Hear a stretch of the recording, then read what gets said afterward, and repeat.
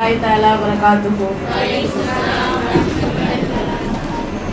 نحمده ونصلي على رسوله الكريم أما بعد فقد قال الله تعالى في القرآن الكريم وفي القرآن أعوذ بالله من الشيطان الرجيم بسم الله الرحمن الرحيم. எனக்கு கொடுக்கப்பட்டுள்ள தலைப்பு மதரசாக்களின் மகத்தான பணி. அல்ஹம்துலில்லாஹ், அல்லாஹ்வின் பேரருளாலும் கருணையினாலும் நம் இஸ்லாமிய அறிவை பற்றி பேசுவதற்காக ஒன்று கூடியுள்ளோம். நபிகள் நாயகம் ஸல்லல்லாஹு அலைஹி வஸல்லம் அவர்களுக்கு ஸலவாத்தும் ஸலாமும் உண்டாவதாக. மதரசா என்பது வெறும் பாடசாலை மட்டுமல்ல, அது ஈமானை பாதுகாக்கும் கோட்டையாகும், குர்ஆனை கற்பிக்கும் மையமாகும். மதரசானா மொழ வேற, பள்ளிவாசல்னா மொழ வேற. பள்ளிவாசல் நம்ம கற்றுக் கொடுப்போம், ஆலிமாக்கள் கற்றுக் கொடுக்கிறது. ஆனா மதரசான்றது ஆலிமாக்களையே உருவாக்கும் இடம் தான் மதரசாவாகும். அங்க நல்ல ஒழுக்கம் நல்ல ஒழுக்கத்தை வளர்க்கிற இடம் மதரசா தான். சமுதாயத்தை பாதுகாக்கிறதுக்கு மதரசால படிச்சு ஆலிமாக்கள் ஹாமிலாக்களால மட்டும்தான் முடியும். உலமாக்களை உருவாக்கும் இடமாகவும் மதரசா அமைகிறது. மதரசாக்கள் போய் ஆலிமாக்கள் படிக்க இப்ப நிறைய பேர் போறதே கிடையாது. ஏன்னா குர்ஆன் ஓத தெரியும், அதை தவிர எனக்கு வேற எதுவும் வேணாப்பா, நான் குர்ஆன் ஓத தெரியும், அதோட என் மவுத் வரையும் நான் குர்ஆன் ஓதிட்டே கபருக்குள்ள போயிடுறேன் அப்படிங்கிற மாதிரி தான் இருக்காங்க.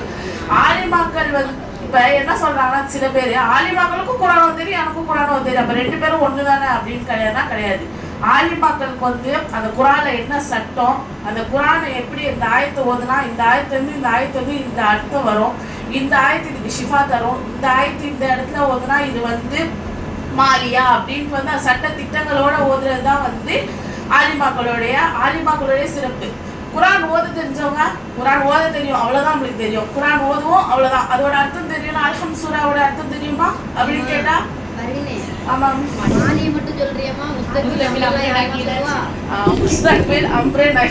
எல்லாமே ஆலிமாக்களால மட்டும்தான் கண்டுபிடிக்க முடியும், கண்டுபிடிக்க தெரியும். அப்ப அல்ஹம் சூராவுடைய பொருள் கேட்டாலே நம்மளுக்கு பள்ளியில ஓதுற பசங்களுக்கு தெரியாது. அது ஒரு சூரா, குர்ஆன்ல இருக்க சூரா, அவ்வளவுதான் எங்களுக்கு தெரியும். ஆனா அது மதரசாக்கள்ல உள்ள ஹிஃப்லு ஹஸ்ரத்துகளுக்கு ஆலிமாக்களுக்கு மட்டும்தான் அது தெரியும். இதுல பெற்றோர்களோட கடமை என்ன வேணும் அப்படின்னா, மதரசாக்கு அமுச்சு விட்டாலே போதும் பிள்ளைங்களை. அங்க இருக்க ஆலிமாக்கள் அவங்கள சரி பண்ணி கொண்டு வந்துருவாங்க. ஆனா இப்ப இருக்க பேரண்ட்ஸ் மதரசாக்களை கொண்டு போய் சேர்க்கிறாங்க. அந்த பையன் ஒரு நாள் அந்த பையனோ பொண்ணோ ஃபோன் போட்டு எனக்கு ஐயோ அம்மா இங்க இந்த தண்ணி ஒத்துக்கல, எனக்கு இந்த சாப்பாடு சரியில்லைன்னா இங்க பெத்தவங்க மனசு அடிச்சுக்கும். அல்லாஹூ என் பிள்ளை கஷ்டப்படுறான் போல, கொண்டு முதல்ல வீட்டுல வச்சிருக்கோம், அவனை இங்க இருந்தா கூட நிம்மதியா இருப்பான் அப்படின்னு கொண்டு வச்சிருது. அது அங்க அவனை யார் வலிக்க எடுக்கிறது? ஷைத்தான் வலிக்க எடுக்கிறான். இங்க பெற்றோர்களே அவங்க தான் வலிக்க எடுக்கிறான். சில பெற்றோர்கள் இருந்திருப்பா, ஒண்ணு 3 வருஷம் தான், ஒண்ணு 2 வருஷம் தான், அல்லாவுக்காக இருப்பா, பல்ல கடிச்சுக்கிட்டு இருக்க பிள்ளைங்க இப்ப வெளியில வரும்போது ஹாஃபிலாகவும் ஆலிமாக்களும் நல்ல பிள்ளைகளாகவும் வெளில வருது. அப்படி கொண்டு போய் முதல்ல பெற்றோர்கள் சேர்த்து விட்டாலே போதும். இப்ப சில நம்மளுக்கே தெரிஞ்ச பசங்க கூட இருப்பாங்க. இப்ப அடங்காம இருந்திருப்பாங்க வீட்டுல இருக்கிறப்ப, அவங்களை கொண்டு போய் ஹாஸ்டல்ல சேர்த்தோன்னு இப்ப மாஷால்லா சூப்பரா இருப்பாங்க. நம்ம என்னடா பார்த்தா கூட பேச மாட்டேங்கிற அப்படின்ற நிலைமைக்கு வந்திருப்பாங்க. அவ்வளவு ஒரு ஒழுக்கத்தை கற்றுக் கொடுக்குற இடம் மதரசாவாக்கா தான் இருக்கும். மதரசா எவ்வளவு ஒரு பகுதியில இருக்குதோ அவ்வளவுக்கு அவங்க அவ்வளவு ஒரு சமுதாயம் நல்லதா வளமையாக இருக்குமா. மதரசாக்கள் ஒலிக்க அந்த குர்ஆன் ஓதுற ஒலி சவுண்டு கேட்கிற ஊர் அழியவே அழியாதுன்ட்டு அல்லாஹ் சொல்லியிருக்கானா. குர்ஆன் ஆயத்து ஒன்று இருக்கு, இன்னமா யஹ்ஷல்லாஹ மின் இபாதிஹில் உலமா, அல்லாஹ்வை உண்மையாக அஞ்சுபவர்கள் அறிஞர்களே. அறிஞர்களா யாரு? ஆலிம்கள், ஹிஃப்லுகள், ஹஸ்ரத்மார்கள் தான். அவங்கதான் இதுவாகவே இருப்பாங்க அப்படின்ட்டு நபி ஸல்லல்லாஹு அலைஹி வஸல்லம் அவர்கள் ஒரு ஹதீஸ்ல கூறியிருக்கிறாங்க, யஹ்ருகும் மன் தஅல்லமல் குர்ஆன வல்லமஹு, உங்களின் சிறந்தவர்கள் குர்ஆனை தானும் கற்று அதற்கு பிறருக்கும் கற்றுக் கொடுப்பார் அப்படின்ட்டு. அதை எப்படி வெறுமே கற்றுக் கொடுக்கறது இல்லை, அதோட சட்ட திட்டங்களை அறிஞ்சு கற்றுக் கொடுக்குறோம் பாத்தீங்களா, அதுதான் அதோட சிறப்பு. இப்போ ஒரு ஹாஃபில ஒரு மதரசா ஒரு ஹாஃபில ஒருத்தரை உருவாக்குது அப்படின்னா அவர் மட்டும் கஷ்டப்படலை, அவங்க பேரண்ட்ஸ் மட்டும் கஷ்டப்படல. அந்த ஒரு ஹாஃபில உருவாக்கணும்னா அந்த மதரசாலே தான் கஷ்டப்படும்.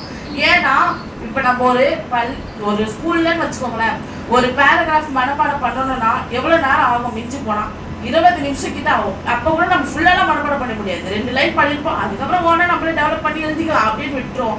ஆனால் குரான் அப்படி நம்ம பண்ண முடியுமா கேட்டால் கிடையாது. ஏன்னா குரானில் ஒரு எழுத்தும் நம்மளுக்கு முக்கியம். ஒரு ஜபர் ஜேரை நீங்கள் மாற்றி வச்சா கூட என்ன ஆகும், வந்து அர்த்தம் மாறி போயிடும். அப்படி இருக்கும்போது ஒரு ஹாஃபில் அவங்க 30 ஜுசுக்கள் அவங்க மனப்பாடம் பண்ணி ஒரு பிள்ளைய ஹாஃபிலாக வெளியில் அனுப்பிச்சி விட்றாங்கன்னா அப்போ அந்த மதரசா வந்து எவ்வளோ பாடுபட்டிருக்கோம் அவங்கள மனப்பாடம் பண்ண வச்சு. ஒரு 1000 ஆயிரத்து அந்த பிள்ளைங்க தப்பு இல்லாமல் ஓதுதுன்னா அவங்களோட இதுவும் இருக்கு நான் சொல்லுவேன். இருந்தாலும் அந்த மதரசாக்குள்ள ஹஸ்ரத்மார்கள் எவ்வளோ கஷ்டப்பட்டுருப்பாங்க. இதை இப்படி ஓதணும்ப்பா, இதை இப்படி பண்ணணும்ப்பா, இதை இப்படி ஓதிட்டப்பா, தப்பா ஓதிட்டேன், திருப்பி ஃபர்ஸ்ட்லேருந்து நல்லா ப்ராக்டிஸ் பண்ணு.